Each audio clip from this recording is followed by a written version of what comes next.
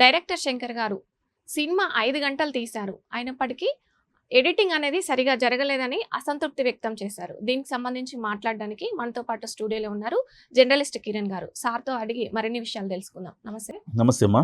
Cinema 5 గంటలు తీశారు, దానికి సంబంధించి ఎడిటింగ్ సరిగా జరగలేదు, అసంతృప్తిగా ఉన్నానంటూ శంకర్ గారు.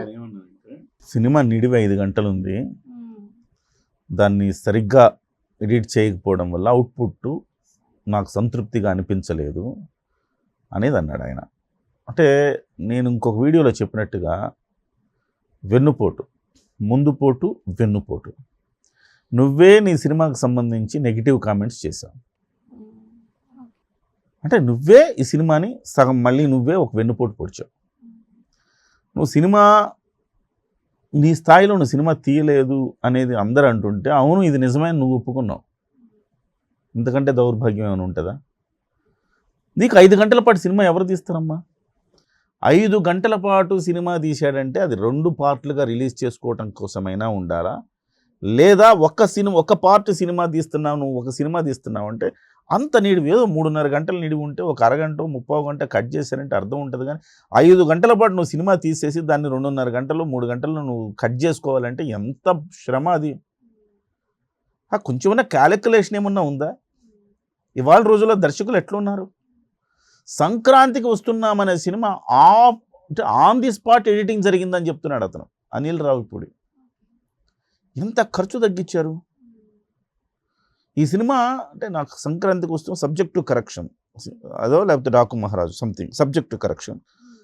వాళ్ళు అంటుంది ఏంటంటే 3 నిమిషాలు ఈ సన్నివేశం రావాలి, 3 నిమిషాలు ఆ సన్నివేశం పెడతారు, 5 నిమిషాలు ఆ సన్నివేశం పెడతారు. అక్కడికక్కడికి దాంట్లో 5 గంటలు నిడి ఉన్న సినిమాని తీసుకొచ్చి వికలంగా కట్ చేసి 2.5 గంట 3 గంటలకు కుదించడం అనేది ఎంత కష్టం. ఒక దర్శకుడిగా నువ్వు ఎంత డబ్బులు వేస్ట్ చేసినట్టు ఆ రకంగా చూస్తే, ఎంత టైం వేస్ట్ చేసినట్టు ఆ రకంగా. ఒక గొప్ప పాన్ ఇండియా హీరో టైంని నువ్వు ఎట్లా కిల్ చేసినావు. మళ్ళీ అది చాలక మళ్ళీ ఇలాంటి కామెంట్లు, ఆయనే ఆత్మహత్యా సదృశ్యమైన కామెంట్లు చేస్తున్నాడు. తమిళ మీడియాలో చేస్తే ఏంటి, తెలుగు మీడియాలో చేస్తే ఏంటి, ఏ మీడియాలో చేసిన క్షణాల్లో వచ్చేస్తుంది కదా. ఇది సోషల్ మీడియా యుగం కదా. సో ఇవాళ సినిమా పాటలకి 76 కోట్లు ఖర్చు పెట్టాడు. అది ఒక ఫెయిల్యూర్ ఆయనగా. అంటే అంత గ్రాండియర్ లుక్ నువ్వు తీసుకురావాలని ప్రయత్నం చేసినప్పుడు సినిమా మీద దృష్టి లేకుండా డబ్బులు ఖర్చు పెట్టించడం మీద నువ్వు దృష్టి పెట్టినావు అని అర్థమవుతుంది. 5 గంటల పాటు సినిమా నువ్వు తీసి, నువ్వు 5 గంటల పాటు సినిమా ఎవడైనా రిలీజ్ చేస్తాడా? తలకమాసినోడు ఎవడైనా రిలీజ్ చేయలేడు కదా.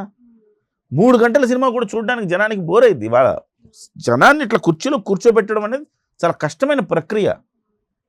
నువ్వు నిడివిని ఎంత తక్కువ ఉంచుకుంటే 2 గంటల నుంచి 2.5 గంట మధ్య నిడివి ఉంటే తక్కువ చూసి వస్తాడు బయటికి. 2:40 నిమిషాలకి ఈ సినిమాని కట్ చేశారు. ఈవెన్ దో నువ్వు కరెక్ట్గా చేసుకున్నట్టే పెద్ద సమస్య కాదు.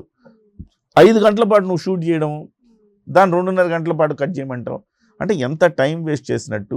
ఈ కాలపు దర్శకత్వ లక్షణాలు శంకర్లో 0 అని చెప్పాలి. ఆ రకంగా ఇవాళ ఈ కామెంట్ చేయడం ద్వారా మరొక్కసారి శంకర్ గారు రామ్ చరణ్ గారిని కూడా ఇబ్బందులు పెట్టాడు.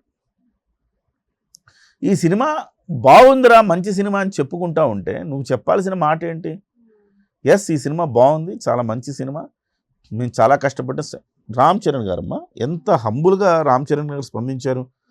అంటే చిన్నవాడైనా ఆయన శంకర్ గారి అనుభవం ఎంతమ్మా, 60 ఏళ్ళు ఆయనకి దగ్గర.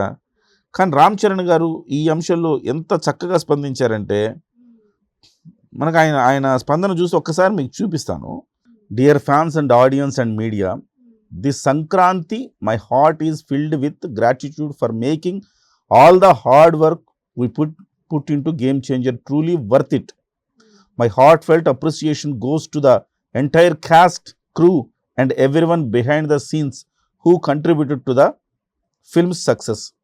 Your unwavering love and support means the world to me. A special thanks to the media for your encouragement and kind reviews which played a viral role in this milestone. పాపం అందరూ ఇన్ని వెన్నుపోటు పొడిచినా కానీ ఈయనంత హంబుల్గా మీడియాలో కూడా చాలామంది నెగిటివ్ రివ్యూస్ ఇచ్చి కావాలని. హిందీలో మీకు పాజిటివ్ రివ్యూస్ వస్తున్నాయి, హిందీలో, మలయాళంలో, కన్నడలో, తమిళ్లో పాజిటివ్ రివ్యూస్ వస్తున్నాయి. జాతీయ మీడియాలో పాజిటివ్ రివ్యూస్ వస్తున్నప్పుడు లోకల్ మన తెలుగు మీడియాలో నెగిటివ్ రివ్యూస్ వస్తున్నాయి. మనం సిగ్గుపడాలి కదా, మన తెలుగు సినిమాని మనం ఆ స్థాయికి తీసుకెళ్ళడంలో విఫలమయ్యామని మనం సిగ్గుపడాలి. As we welcome to 2025 with positivity, I promise to continue delivering performances that make you proud. Game changer will always hold a special place in my heart. Thank you for your unconditional love. Wishing you and your loved ones a joyful Sankranti. So అది అంటే ఆయన ఏం చెప్పాడు, మీరందరూ కూడా మంచి support ఇచ్చారు, ఇలాంటి పెర్ఫార్మెన్స్ నేను చేసి మిమ్మల్ని అలరిస్తాను, మీ అందరి పాత్ర చాలా అమోఘం అని చెప్పి పాపం ఆయన అట్లా అంత హంబుల్గా ట్వీట్ చేశాడు. ఆయన వ్యక్తిత్వం అలాంటిది. ఒక సినిమాని నిజంగా రామ్ చరణ్ గారు ఇవాళ ఇది కాదనుకుంటే ఆయనకి ఏముందమ్మా, బోల్డ్ సినిమాలు వస్తాయి, పెద్ద విషయం కాదు కదా.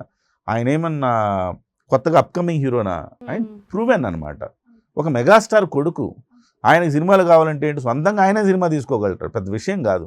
నిర్మాతకి డబ్బులు రావాలి, పనిచేసిన వాళ్ళకి సాటిస్ఫాక్షన్ రావాలి, వాళ్ళందరూ కూడా దీనివల్ల ఉపాధి పొందారు. మళ్ళీ మరొక 2 సినిమాలు ఇలాంటి మంచి మెసేజ్ ఓరియంటెడ్ సినిమాలు రావాలి. అట్లా అవ్వాలి అంటే ఈ సినిమాని మనం హిట్ చేయాల్సిన అవసరం ఉంది. సో ఆ క్రమంలో ఆయన చేసిన కామెంట్కి, శంకర్ గారు చేసిన కామెంట్కి ఎంత వ్యత్యాసం ఉంది ఇక్కడ. సో ఇక్కడ సినిమా రిలీజ్ అయిన 6 రోజుల్లోనే జరగకూడని అన్నీ జరుగుతున్నాయి.